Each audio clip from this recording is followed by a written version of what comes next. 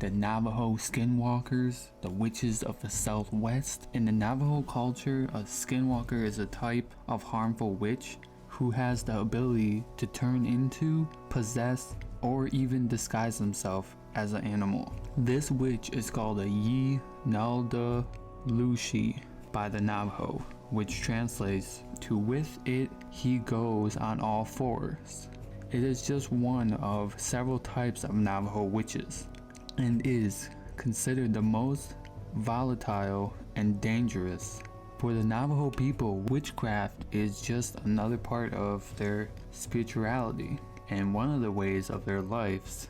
As such, witchcraft has been part of their culture, history, and traditions. Witches exist alongside humans and are not supernatural.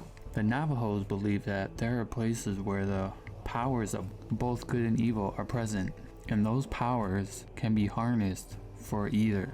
Medicine men utilize these powers to heal and aid members of the community. At the same time, those who practice Navajo witchcraft seek to direct the spiritual force to cause harm or misfortune to others. In this type of Navajo witchcraft, this is known as the witchery way, which uses human corpses in various ways, such as tools for the bones and concoctions that are used to curse, harm, or kill intended victims. The knowledge of these powers is passed down from the elders through the generations. The Navajo are part of a larger cultural area that are also included the Pueblo people, the Apache, the Hopi, and the Ute, and other groups that also have their own versions of the Skinwalker.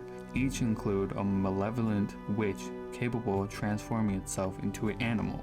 Among these tribes, several stories and descriptions have been told throughout the years about the Skinwalkers.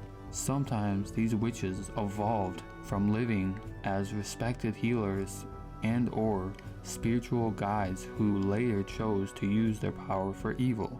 Though they can be either male or female, they are more often males. They walk freely among the tribe during the day and secretly transform under the cover of the night. To become a skinwalker, he or she must be initiated by a secret society that requires the evilest of deeds, the killing of a close family member, most often a sibling. After completing this task, the individual acquires supernatural powers, which gains them the ability to shapeshift into animals. They are often seen as coyotes, wolves, foxes, cougars, bears, dogs, but they can take the shape of any animal. They then wear the skin of the animal they transform into, hence the name Skinwalker. Sometimes they also wore animal skulls or antlers atop of their heads, giving them more power. They chose what animals they want to turn into, depending on the abilities needed for a particular task, such as speed, strength, endurance, stealth, claws, teeth, etc. They may transform again if trying to escape from pursuers.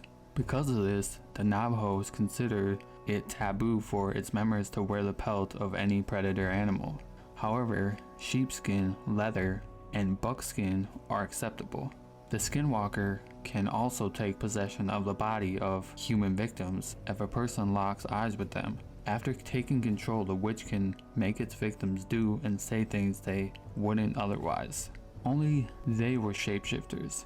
Others can tell they are not real animals because their eyes were very different from those of the animal. Instead, their eyes are very human, and when lights shine on them, they turn bright red. Alternatively, their eyes look more like animals when they are in human form. The evil society of the witches gathered in dark caves or secluded places for several purposes: to initiate new members, plot their activities, harm people from a distance with dark magic, and perform dark ceremonial rites. These ceremonies are similar to other tribe affairs, including dancing, feasting, rituals, and sand painting, but were corrupted with dark connotations. The evildoers are also said to engage in necrophilia with female corpses and commit cannibalism, incest, and grave robberies. During these gatherings, the Skinwalkers shapeshift into their animal form or go about naked. Wearing only beaded jewelry and ceremonial paint, the leaders of the skinwalkers is usually an old man who is a very powerful and long-living skinwalker. Skinwalkers also have other powers, including reading others' minds, controlling their thoughts and behaviors, causing disease and illness, destroying property, and even death. Those who have talked of their encounters with these evil beastings describe several ways to know if a skinwalker is near. They make sounds around homes, such as knocking on windows, banging walls, and scraping noises on the roof. On some occasions, they have been spied peering through windows. Most often, they appear in front of vehicles and hoping of causing a serious accident. It is said that in addition to being able to shapeshift, the skinwalker can also take control of humans of the night, such as wolves and owls, and make them do their bidding. Some can call up the spirits of the dead and reanimate the corpses to attack their enemies. Because of this, the Indians rarely ventured out alone. Its supernatural powers are uncanny, and they are said to run faster than a car and have the ability to jump high cliffs. They are extremely fast, agile, impossible to catch, and leave tracks larger than animals. When seen, they have been described as not quite human and not quite animal. They are usually naked, but some have seen the creature wearing tattered shirts or jeans. The skinwalker kills out of greed, anger, envy, spite, or revenge. It also robs graves for personal wealth and collects much needed ingredients for black magic use. These witches live on the unexpired lives of their victims, and they must continually kill or perish themselves. Skinwalkers and other witches have long been blamed for unexpected struggles and tragedies, including sickness, drought, poor crops, and sudden deaths. Even smaller or individual problems, such as windstorms during dances, alienation of affection by mates, the death of livestock, and even reversal of fortune, were often believed to be a witch's work. This is most apparent with the Navajo witch purge of 1878, which initially evolved from a cultural response to so many people moving across and onto their land. After a series of wars with the U.S. Army, the Navajos were expelled from their land and forced to march to the Bosque Redan, or Fort Sumner in New Mexico, in what is now known as the Long Walk of the Navajos in 1864. There, the people suffered from bad water, failed crops, illness, and death, reduced their numbers dramatically. After 4 years, the government finally admitted they had made a mistake, and the Navajos were allowed to return to their homeland in Four Corners area. During these years, many of the tribe members were said to have turned to shapeshifters to escape the terrible conditions. In the meantime, the rest of the tribes were convinced that their gods had deserted them. Once the people had returned to their homeland, their conditions improved, but the dreaded skinwalkers, whom they blamed for their years on the bleak reservation, were still among them. Accusations of witchcraft and hunting of skinwalkers began when someone found a collection of witch artifacts wrapped in a couple of treaties of 1868. The tribal members unleashed deadly consequences. The Navajo witch purge occurred in 1878, in which 40 suspected Navajo witches were killed to restore harmony and balance to the tribe. Today, most of the tales of sightings of these witches do not include death or injuries, but are more tricksterly-like. Numerous people have told stories of swift animals running alongside their vehicles, matching their speed. After a short period, however, they run off into the wilderness. Along the way, these animals sometimes turn into a man who sometimes bangs on the hood.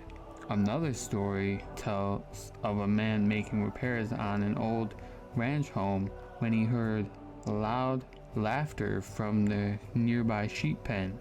Thinking he was alone, he went to investigate and found all the sheep but one huddled in one corner of the pen. However, a long ram separated from the group was standing upright and laughing in a very human manner. After the man locked eyes with the ram, he sees that his eyes are not that of any animal but very close like a human's. The animal then casually walked away on all four legs. Some say they have seen them run through the night, sometimes turning into a fiery ball, leaving streaks of color behind them. Others have seen angry-looking humanoid figures looking down at them from cliffs, mountains, and mesas. In the 1980s, one of the most notable events occurred when a family was driving through the Navajo reservation. Something jumped from the ditch as they slowed to make a sharp curve. It was described as a black, hairy, and wearing a shirt and pants. A few days after the event, the family was awakened to loud drumming and chanting at their home in Flagstaff, Arizona. Outside their home were three dark forms of men outside their fences. However, these shadowy creatures seemingly could not climb the fence and soon left. These events have occurred in the Four Corners areas of Southwest Colorado, Southeast Utah, Northeast Arizona, and Northwest New Mexico. In the 1990s, a ranch in Northeast Utah, far from the Navajo reservation, became the partial focus of the Skinwalkers. Called the Sherman Ranch, the Skinwalker Ranch, and the UFO Ranch, this place has a history of UFOs, aliens, cattle mutilation, and crop circles. Located near the Ute Indian Reservation, these people have long thought that the Navajo put a curse on their tribe in retribution for many perceived transgressions. Since then, the Skinwalkers have plagued the Ute people. Witchcraft represents the antithesis of Navajo culture values and is not tolerated. They work to avoid, prevent, and cure it in their daily behaviors. However, when it exists, their laws have always said that when a person becomes a witch, they have forfeited their humanity and their right to exist, so they should be killed. However, skinwalkers are notoriously hard to kill, and attempts are usually unsuccessful. Trying to kill one will often result in the witch seeking revenge. Successful killing generally requires the assistance of a powerful shaman who knows spells and rituals that can turn the skinwalker evil back upon itself. Another alternative is to shoot the creature with bullets dipped in white ash. However, this shot must hit the witch in the neck or the head. Traditionally, the Navajos will not speak with outsiders about these creatures for fear of retribution by the skinwalkers. For that matter, it is a taboo subject amongst the natives themselves. These are not things that need or should be discussed by outsiders at all. I'm sorry if that seems unfair, but that's how our culture survived. That was by Dr. Adrienne Keene, Native American academic and writer and activist. That's who said that.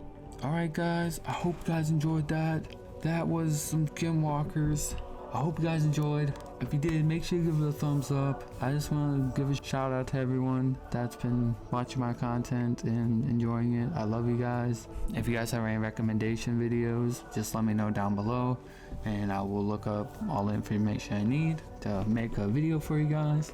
It doesn't have to be folklores. It can be, I do strictly folklores, but it can be whatever, you know what I'm saying? But yeah guys, I hope you guys enjoyed. If you did, make sure you give it a thumbs up, share with friends. I love you guys. Stay safe. I'm gonna see you in the next video.